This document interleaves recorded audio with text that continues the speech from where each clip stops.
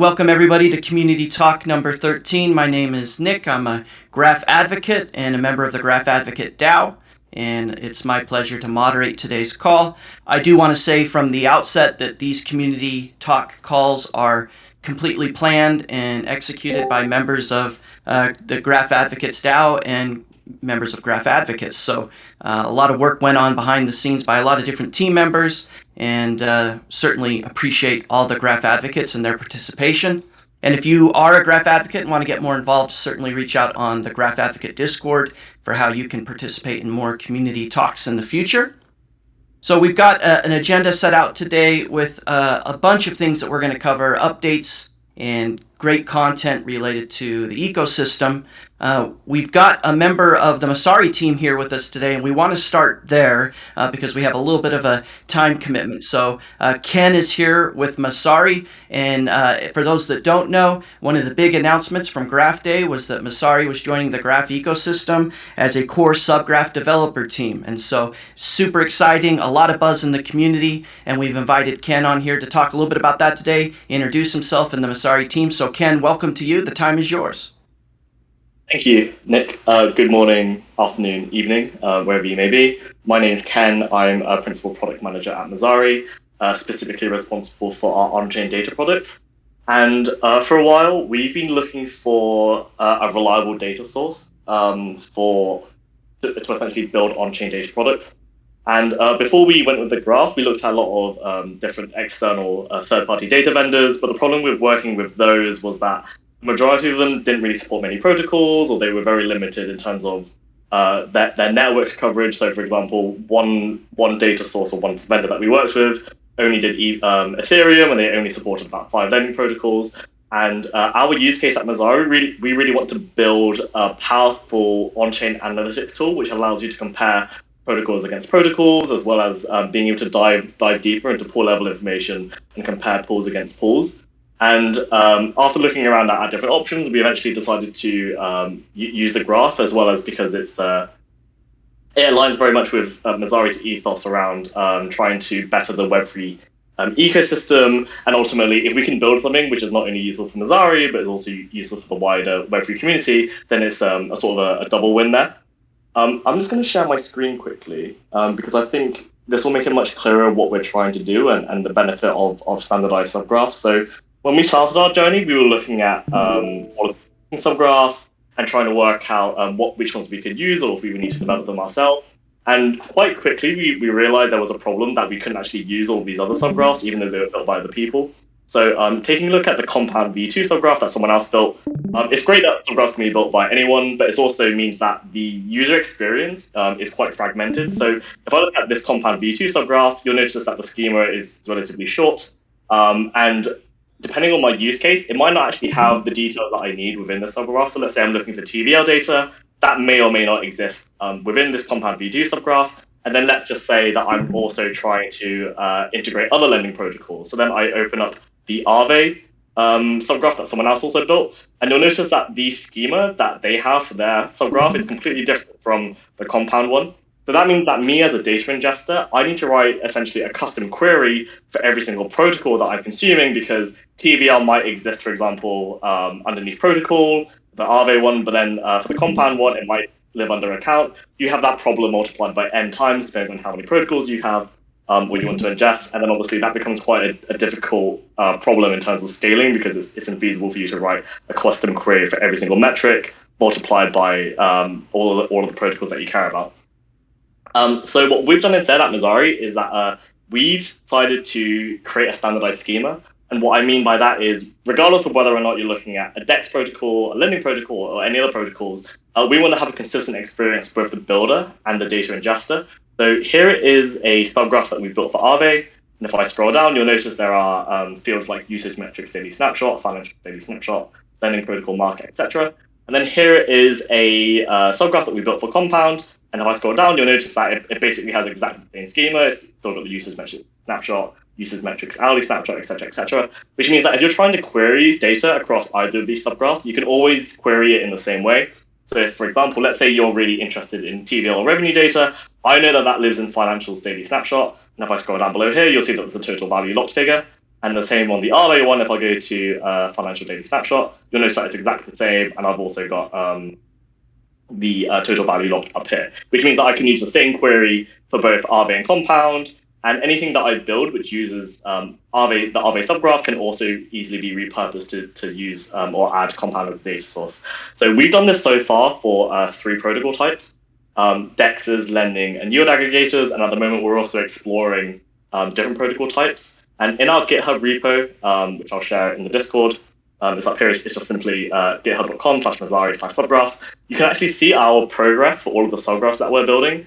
And the subgraphs that we're building aren't just useful, or rather the standard that we're going for isn't just useful for data ingestors because it makes their life easier from an ingestment perspective. It also makes the lives of builders easier because they don't need to spend time trying to translate the protocol into a schema, particularly for the use case, and they can sort of just jump into the build aspect. So both on the development side, it's better for developers because they can focus on implementation, and ultimately it means that whatever they've built is more likely to be used because as an ingester, it's much easier for you to consume and query the data when everything is standardized. So yeah, feel free to take a look at our GitHub repo, and as you can scroll down, you can kind of see the progress that we've got. Sometimes there are protocols deployed on multiple chains, and anywhere there's a tick means that we've successfully QA'd the subgraph, and we validated that data is correct. So it's and I'm just gonna probably I'm gonna stop there.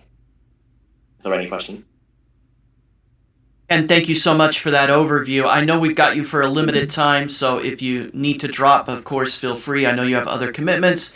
And for all the audience members, if you want to post questions in the GraphStage chat or in the chat window there, you can do that as well. I don't see any questions, and again, Ken, we appreciate you joining us. So super excited to have Ken from Messari here. Ken, if people want to reach out to you, if they do have questions, or if they want to learn more about some of the things Messari is working on, how can they reach out and stay in touch? Best thing to do is you can just send me a message on Discord, or you can send me an email at ken@messari.io. We're always looking for more people to sort of join our subgraph developer community. Or if anyone just sort of interested in our subgraph standard, please reach out and we'll find ways to collaborate together. Awesome. Thank you, Ken. Thanks for taking the time to join us and all your flexibility and getting to this community talk. No worries, anytime. All right, so what I want to do now is provide just an overview of the remainder of how we'll spend time together today. And again, we wanted to accommodate Ken, get him in early and allow that overview of Messari. Shifting a little bit now to the agenda, we'll be talking about some community updates now with different presenters giving overviews of some of the things that are happening. And I'll provide an overview of a few things myself. Following that, we're really excited to welcome members of the GraphOps team. Again, from Graph Day, you probably picked up on the announcement that GraphOps is joining the Graph ecosystem as a core developer. So we have members of the team here today to talk a little bit about the team at GraphOps and what they'll be working on in that role. I also want to let everybody know that GraphOps also is leading Indexer office hours. So as part of their core developer responsibilities, they lead Indexer office hours, which is today. It starts at 1700 UTC, so just an hour or so after this call. Always a great way to stay up to date on what's happening in the Indexer community. So we'll talk a little bit more about that. And then we're also going to have a presentation from Matt Schwinden, Head of Talent at the Graph Foundation. So if you're active on Twitter and some of the social channels, you probably noticed that there's a lot of roles and opportunities for people that want to move and go full-time into Web3, and Matt's going to talk a little bit about that today. And then the last segment is going to be an overview of curation and some of the activity and ways to get involved as a curator in the Graph ecosystem. And we've got a couple Graph advocates that are going to join us, Annie and Alex, that'll give an overview on curation. So a great agenda, packed full of great content. Let me start with just a couple community updates, and then I'll bring on Oliver, who will provide an update on some of the things that are happening over in the Advocates and AdvocatesDAO. I'm sure most people here know that ETH New York was a huge success. That ran from June 24th through June 26th, and the Graph was a sponsor there at ETH New York. Over 1,500 people attended the event. I think there were around 250 projects submitted, and the Graph gave away 10,000 in bounties for best new subgraph and, of course, best use of a new subgraph. And if you go on Twitter, you can see that the first place best new subgraph was awarded to the Lens subgraph with the EPNS team. And then I'm trying to see if there was best use of a new or existing, best use of an existing subgraph. And there's some information there as well from the Drops team, DROPZ team, winning the bounty there. ETH Barcelona has also taken place. We wanted to have someone come here today and provide a little bit of an overview on there, but couldn't make it work for their schedule, so we'll just note it. In addition to that, we want to note that ETH Paris is happening right now. In fact, there's people that are over at ETH sitting at the booth. I've seen them posting on Twitter, and there's actually Graph Advocates over there right now attending ETH Paris. So if you happen to be joining and you're at ETH Paris, or if you live in that area and get there to the event, visit the Graph booth. I think they're up on the 5th floor, and that's going to be a great event. There's presentations from members of the core dev teams. For example, I know Cami over at Edge and Node is giving a presentation on the Graph. A couple other announcements. There is a community calendar now available. There's been a community calendar within the Graph ecosystem for a little while now, but the GraphAdvocatesDAO has started creating and managing the community calendar. We're going to post a link in the chat here for anyone that wants to subscribe to that calendar. The nice thing about the community calendar that the GraphAdvocatesDAO has created is it'll track some of the events and the happenings that are being conducted and led by advocates. And so as more and more advocates join the program and host events and workshops, you're going to see that in the community calendar, in addition to some of the existing kind of boilerplate events such as community talk, index or office hours, and the core dev call. So there's a link posted, and you can subscribe to that calendar.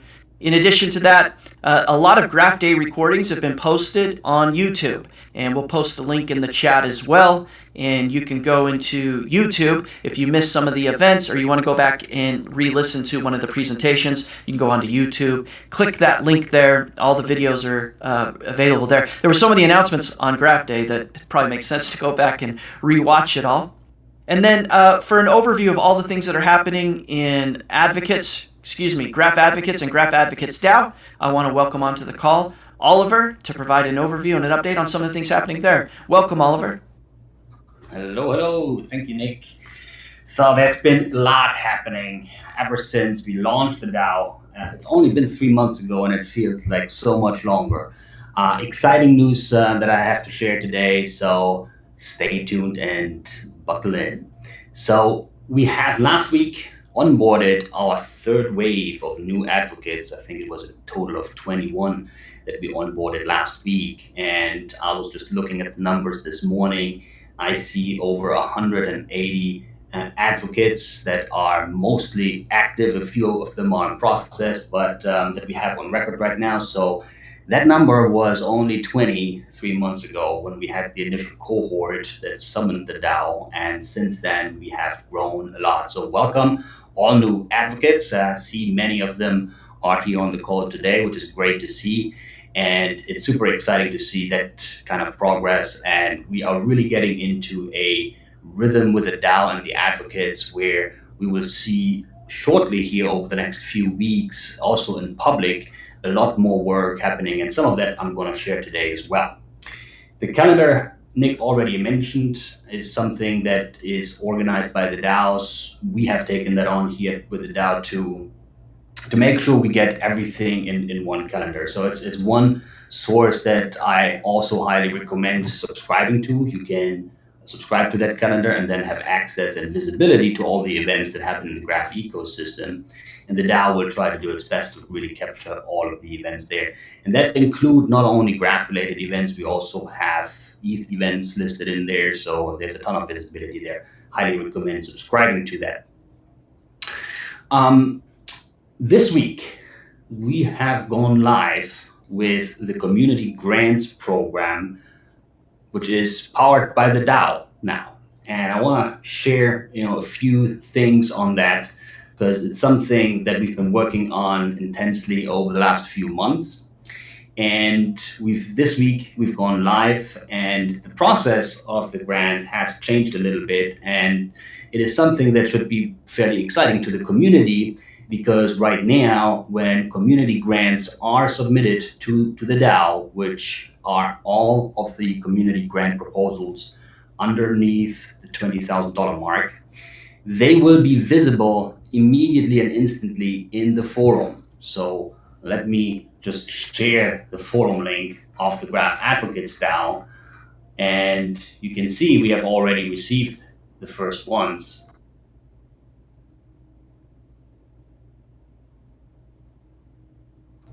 Oh, sorry, just faded out there for a moment. So I've shared the forum link, and you can see that the Graph Advocates DAO, we have our own forum where we handle a ton of content, and community grants is one of them. So the community can see all the details of the proposal of the community grants and can essentially comment on that and even also give a voting inside the forum post that will in aggregate create a poll and a signal to the DAO as to how much the community supports individual grant proposals. So we really were trying to be both transparent, but also as inclusive as possible to let the community chime in on what type of grants they would like to see. The process that will unfold with the DAO will also be very transparent and public as we are reviewing and the grant proposals and as we are interacting with the grantees as well. We will utilize and leverage the forum as much as possible in that process. And also we will hold more public facing calls with the grantees when we have more detailed discussions on individual grants. So that should be quite an exciting experience. Those of you who know Bankless DAO, who have seen community grants being sort of processed there, it's going to be hopefully very similar, and it's been a great benchmark for us where they are doing that on a weekly basis. They have weekly calls, and they are very transparent also with the forum in terms of how they arrive at decision as to which grants they support. And we're hoping to do something similar. So thanks to all of the grant committee members that have been part of the process so far, and we look forward to receiving a ton of applications.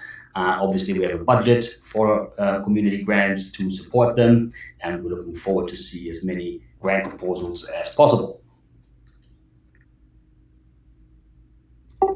Okay, so I talked about advocates onboarding that happened last week, 180 advocates. I want to wrap up a little bit with giving some insight on some of the things that have been happening within the advocates program itself. We have currently workshops going on and where we talk about different processes that are highly relevant to the advocates with regards to how they can get recognized for the contributions that they make, how the DAO can get visibility to all of the contributions that the advocates are making. We had to very quickly shift gears towards implementing a process that is scalable. When you have 180 advocates already, we want to make sure that we're doing a good job in capturing all of the activity and also subsequently promoting and amplifying that accordingly. So we are talking about scalable processes using different platforms. And what's exciting about it is that advocates themselves are intimately involved in that process and defining how that's going to look like. So that's one example of the type of work that is happening in the DAO. And the benefits that you get as an advocate is that you can directly participate. And beyond that, I would like to maybe just highlight a few more benefits as an advocate for those here that are maybe considering wanting to join the advocates program. We have learning series. I think that's something that's a great program that we have recently launched and for which we have a pipeline built up, where we have members from the entire Graph ecosystem, and we're talking about core devs, foundation members, really high profile folks that join for an hour session and talk about different topics that are incredibly insightful. Things like how to query and index a smart contract with the Graph, insight into which teams are developing the Graph, and detailed walkthrough on the roadmap.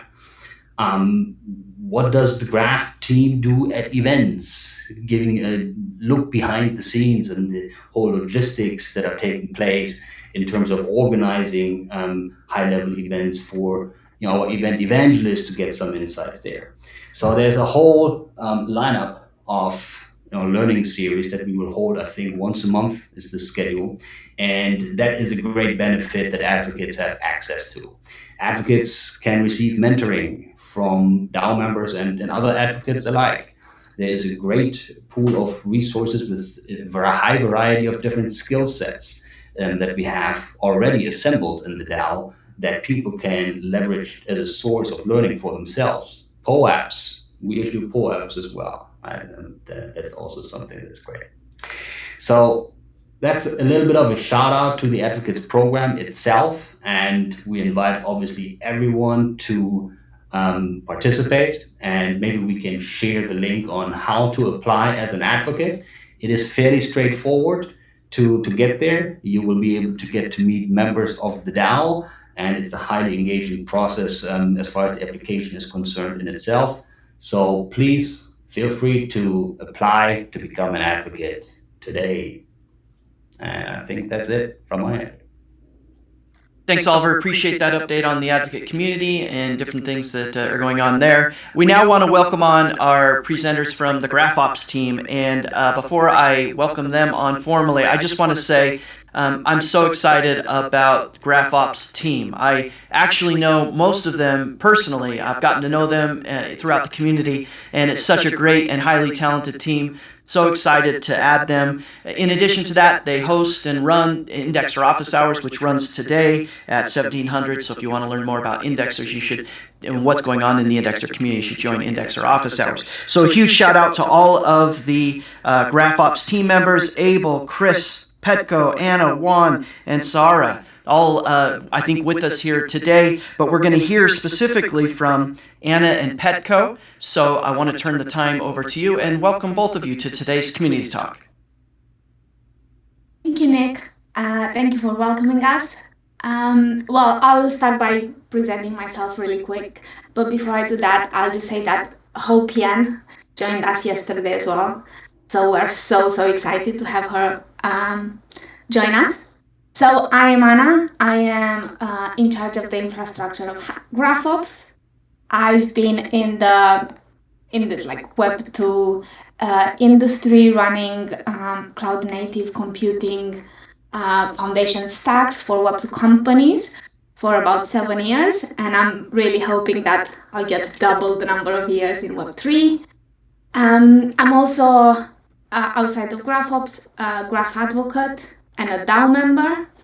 And the reason why I joined as a Graph Advocate is to get involved with technical content creation, to welcome new individuals in the ecosystem, and more or less to tell everyone that will listen about Web3. So that sometimes includes my neighbors when we go on dog walks. Petko, do you want to say a few things about yourself? Yes, yeah, sure thing. Thanks, Anna. And first, I want to say I'm very, very glad to be here today, to be speaking at this awesome community talk. So, yeah, a few words about myself. So, I'm Petko, and I've been sort of been involved in the wider Graph ecosystem since the beginning of last year. Some of you may know about the unit testing framework Matchstick. That's as far as I know, the first and only one for now, unit testing framework for subgraphs.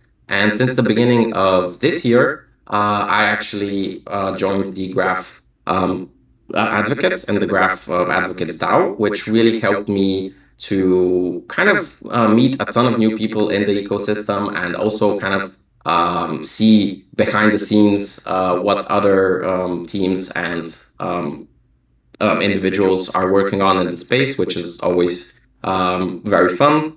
Yeah, that's it about me briefly. So I'll hand it back to Anna for the start of the topics for today. Sure.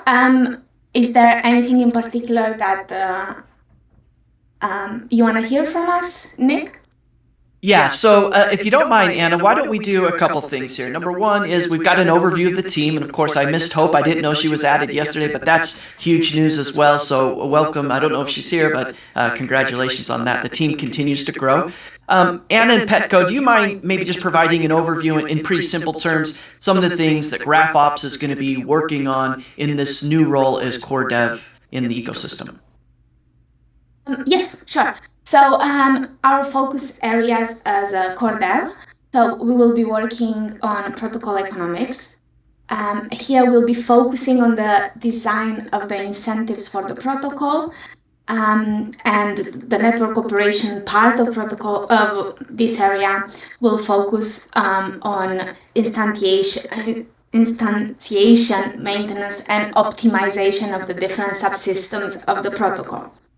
The protocol economics will do improvements on curation, so improve the subgraph curation to reduce complexity, reduce risks, and increase the value of signals by targeting increased market safety to reduce principal loss in bonding curves, and improve curation economics to reduce or remove the risk for late market joiner and to ensure proper curation can be done.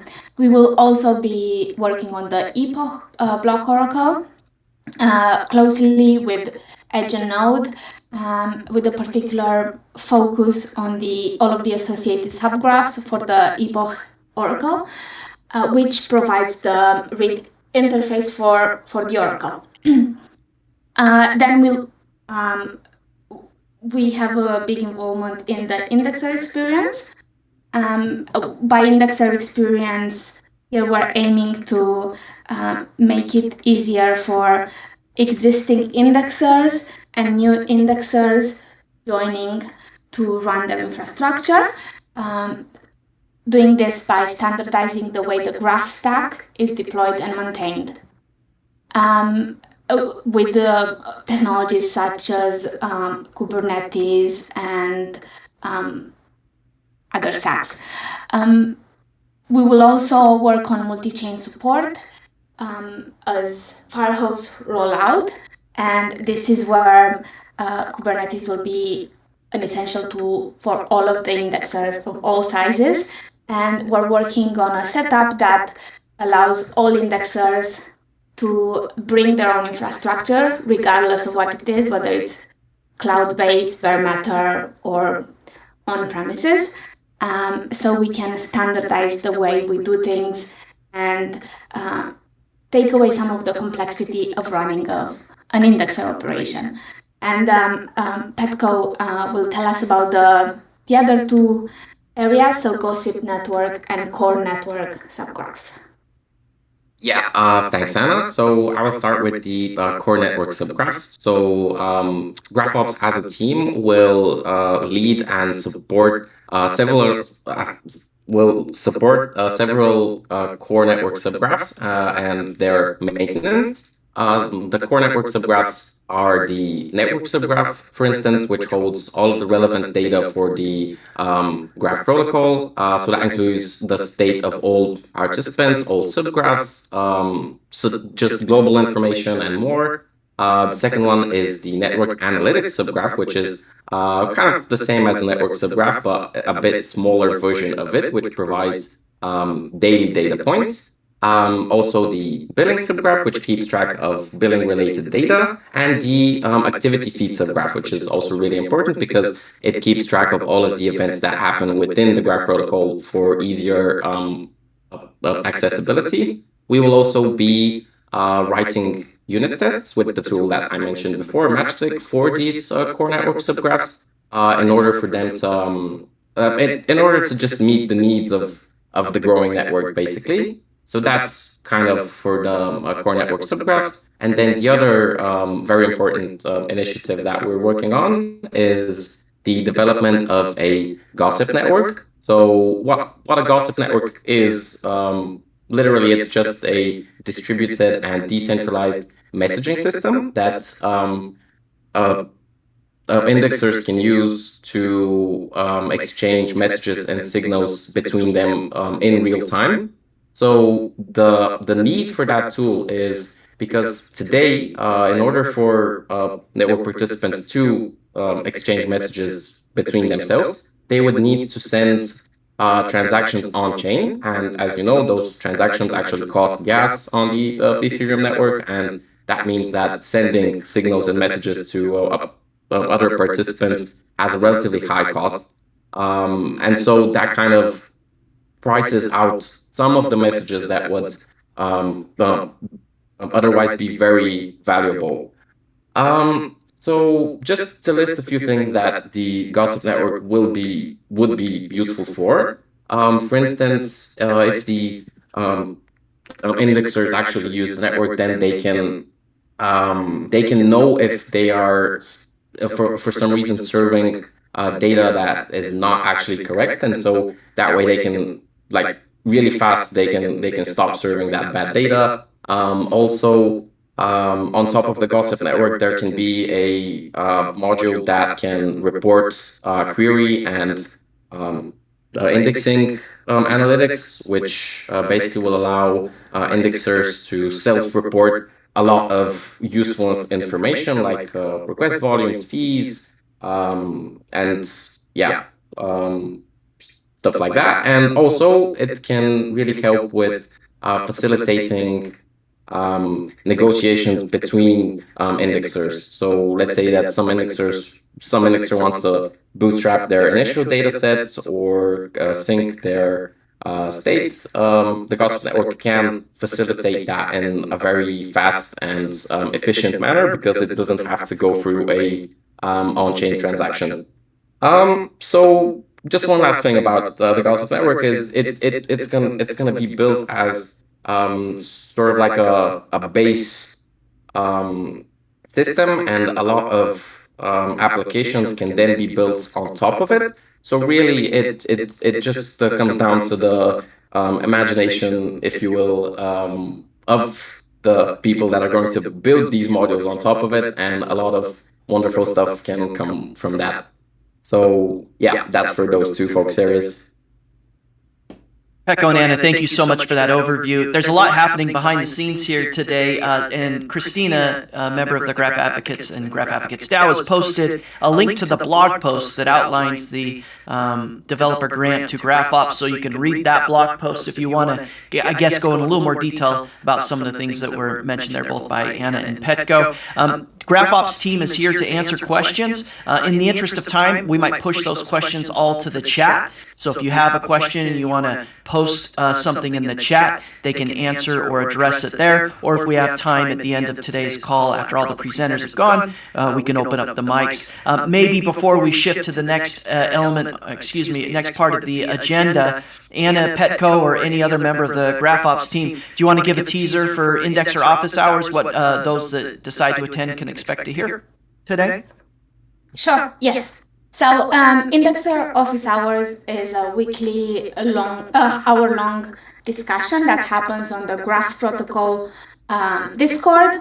It happens every Tuesday at 10 a.m. PST, and is the go-to resource for indexers to share knowledge, to build relationships, and to keep up to date on all the relevant developments in the Graph ecosystem.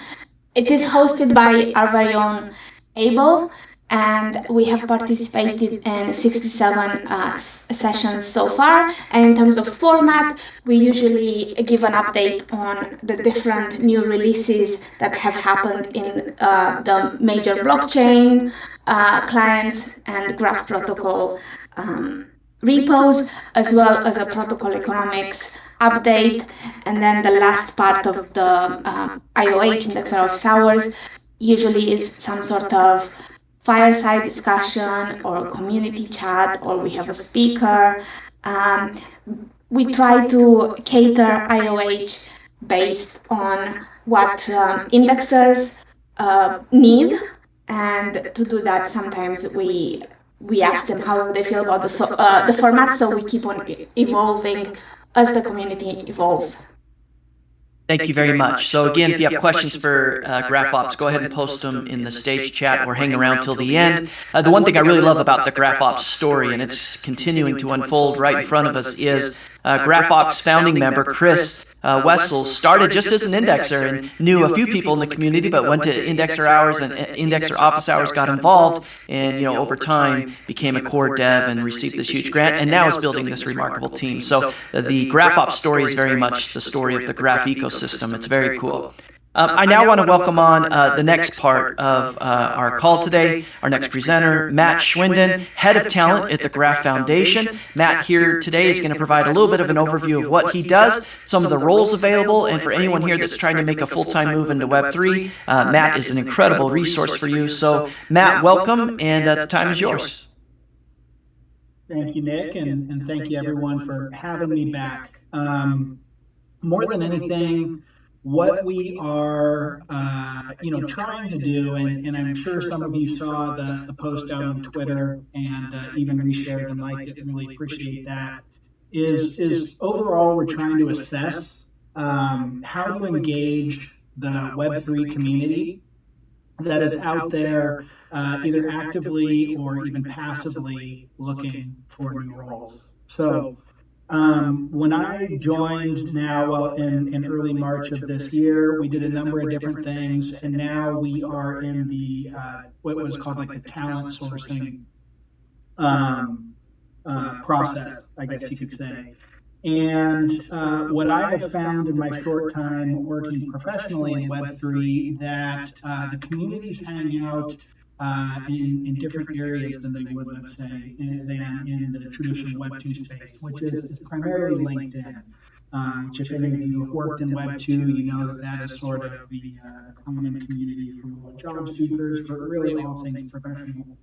So at East New York, I talked with Colson and a few other people about what we can do to best engage and reach out to Web3. I talked to a few different projects that were at East New York as well. Discovered a couple things. One, that Twitter seems to be, and I don't think that would surprise any of us, that Twitter seems to be where the Web3 community engages the most right now, and that two, finding Web3 talent is very difficult. So the first step that we're kind of taking here to swim outside our lanes a little bit is to leverage the community. And again, some of you probably saw that I posted in the Advocates channel on Monday, and some of you probably saw that I posted in the Graph general Discord channel on Monday as well.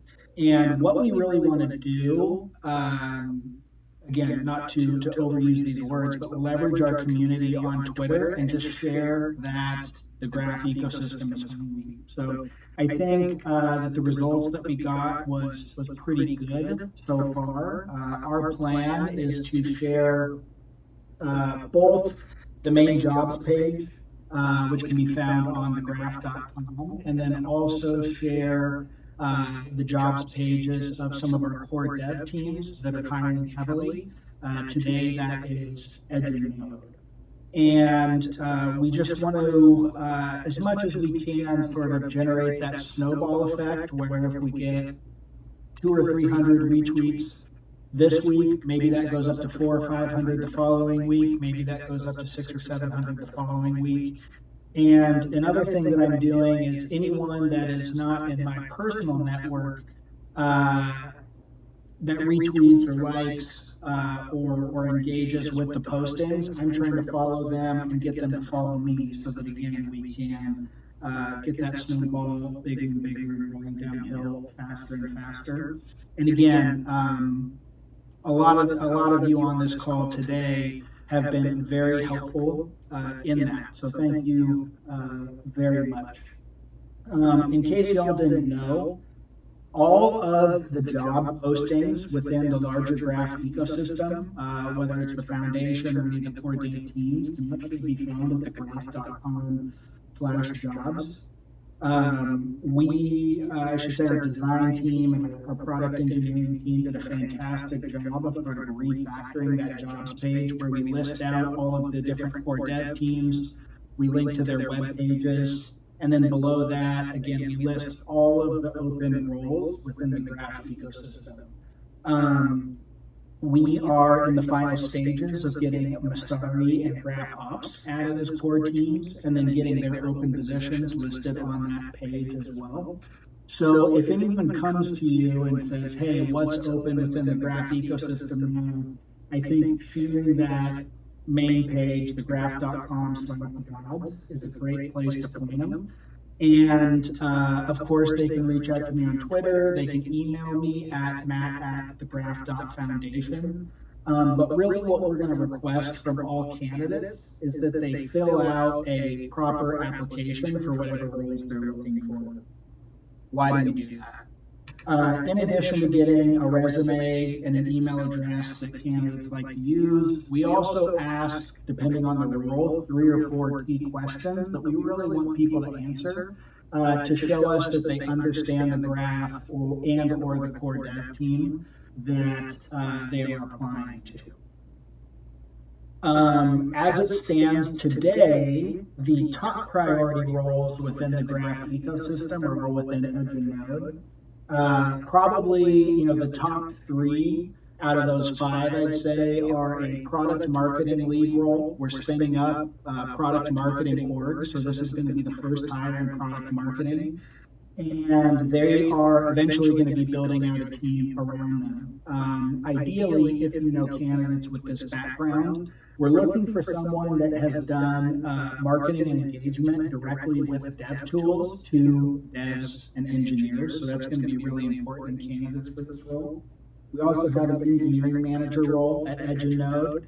And the key skill set that we're focusing on there is people management. Some of you probably know that Edge and Node, and really the larger Graph ecosystem, the way teams are set up, the org is very flat. And so we definitely need to add a management layer, in the engineering side within Edge and Node. Another really important role that we have at Edge and Node is a site reliability engineer to help us with CI/CD, automation, and really a lot of key infrastructure pieces within Edge and Node. Experience with tooling like Kubernetes is going to be really important for that role. All of these roles, by the way, are global, can work remote around the world. One other role that we have open that is high priority is a venue and ecosystems manager role for Edge and Node's new space in the Presidio in San Francisco. It's a beautiful new space, and we need someone really to oversee that and then help engage with potential new, not clients, but people that want to lease and work in the space with us to kind of try and get that community feel. Let's see here. I'll stop there. And Nick, I don't know if we have time for it, but I'm more than happy to answer a couple questions if there's anything that's sort of top of mind. If you don't feel comfortable asking questions in this kind of setting, again, you can just reach out to me directly. You can hit me up on Twitter. You can email me directly. Again, my email address is matt@thegraph.foundation. But other than that, I think that's kind of where we're at on the hiring side. Matt, thank you so much for your time. Matt is head of talent over at the Graph Foundation. We've posted, Christina posted, again working tirelessly behind the scenes there, the jobs board page into the chat. So anybody that would like to look up jobs that are available, you can click on that link. Thanks again, Christina. And as Matt said there, he provided his email. He's a great point of contact for anybody exploring the opportunity to move into Web3. And we hope over time, Matt can provide some training for people that want to get better interviews, better at making the move in, and how to find and identify roles that suit your skills. Matt, I might encourage you to post in the chat there your Twitter handle. I know you post a lot when jobs become available on Twitter, and that's probably a great way for a lot of people here on the call to follow you on Twitter and make sure that they're tracking in real time the posts as they become available. And if you have questions for Matt, he'll stick around. You can post them in the chat there. I do want to move to our next segment. We've got 13 minutes left here on the call, and I want to welcome on two Graph Advocates and Graph Advocate DAO members. We have Annie and Alex, and they're coming here today to talk a little about curation. Curation is going to start ramping up within the Graph ecosystem. That role of curator already exists, but as queries and subgraphs continue to increase and we start working towards sunsetting the hosted service, curators and the work of curators can be very important. So Annie and Alex volunteered to come on today to provide a non-technical overview of how to become a curator and some things that you can do if you want to take on that role. And so with that, I want to welcome Annie and Alex to the call, and the time is yours. Thank you, Nick. Hello, everyone. I'm Annie. I am a program manager at GraphAdvocatesDAO. We have some really cool stats for you right now. Are you there? Are you on push to talk, maybe?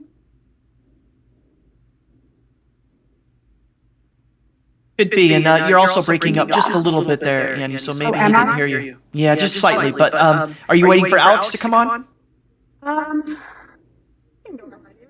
Some stats. It's all right. I'll take the lead. So we have some exciting news. Is my mic still breaking up, by the way? It is, unfortunately. It fades in and out. So and it looks like Alex is having a little bit of mic issues himself. So keep trying it, and we'll get through it. Okay. All right, I'll go for it. So quick stats. We just surpassed 400 subgraphs on mainnet, which is very amazing. And we also have a lot of query fees as well going on. So we have 40 different subgraphs that have produced over 1,000 GRT in query fees so far, which is an amazing feat, really. And then ever since we've announced the sunset of the hosted service, we've had 43 subgraphs published on mainnet. So, and this is just the beginning, of course, because this is all going on one chain right now, which is ETH mainnet. Lots to look forward to as far as curation goes.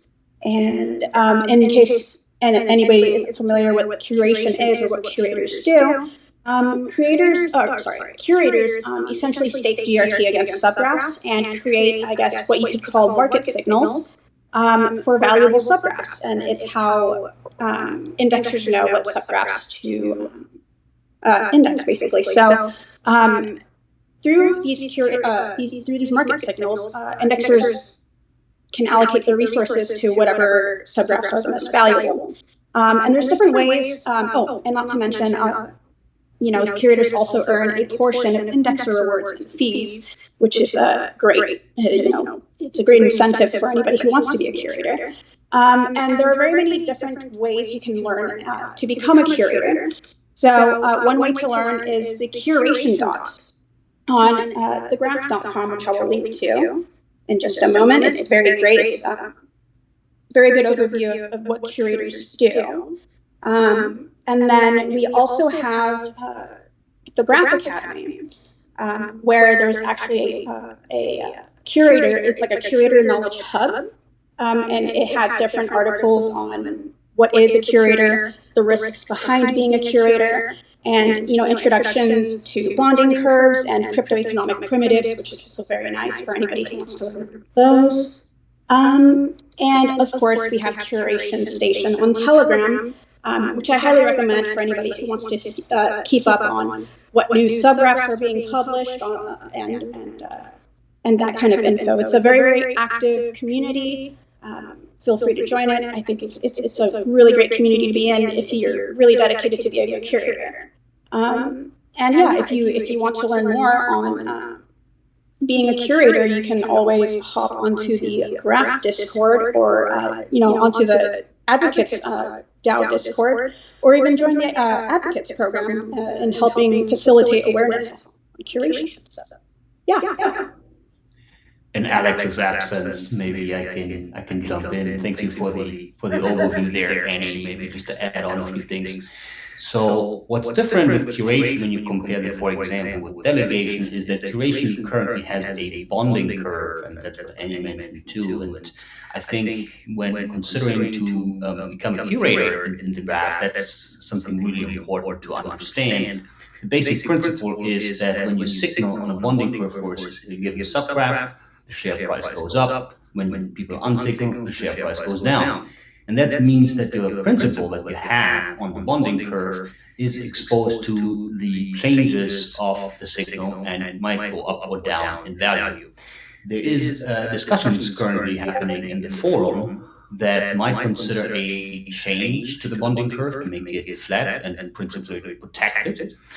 So that is a discussion that is worth following for everyone who is currently curating or interested in curating. But I think I want to just echo the excitement that Annie shared. We have seen really query fees coming through right now, and then that is really in response to a number of different things, but certainly exciting because as a curator, your main job is to identify subgraphs that have high volume, that you anticipate to be high in volume, where you provide a strong signal to the protocol, especially the indexers, what to sync up to, what to allocate to as an indexer. And as a reward, you get 10% of the shares in query fees that is for the curated community overall that is signaling on a subgraph. And that is really something that over the last, I want to say, month or two has really kicked into gears, and it's really exciting to see the dynamics that are happening there. We've launched the curation market about a year ago.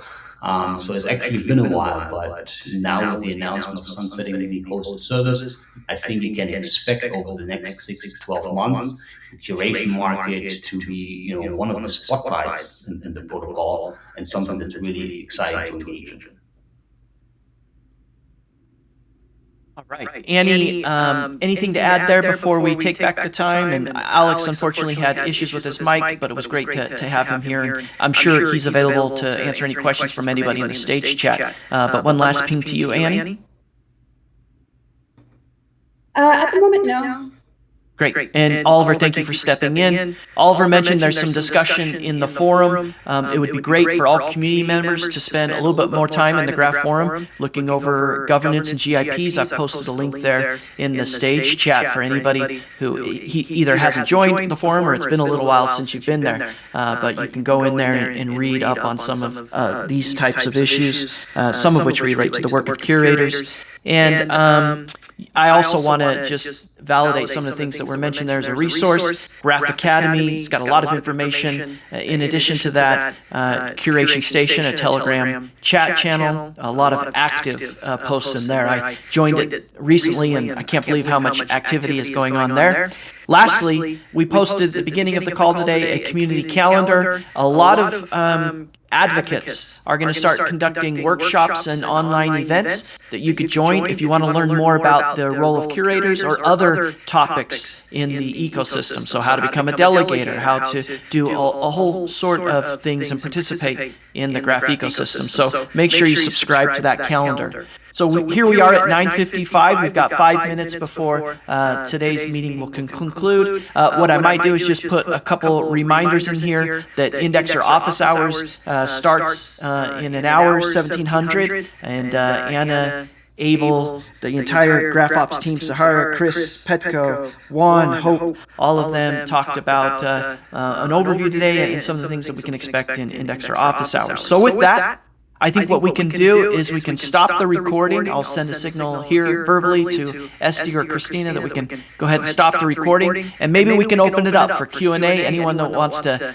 stay here in the chat, talk. Some of our presenters are still around. It can be informal and relaxed. It won't be recorded, and we can talk. And make sure you keep your eyes open for the next Community Talk number 14, be hosted here, and we'll be posting about that through Graph Advocates. Somebody you should be following on Twitter as well. So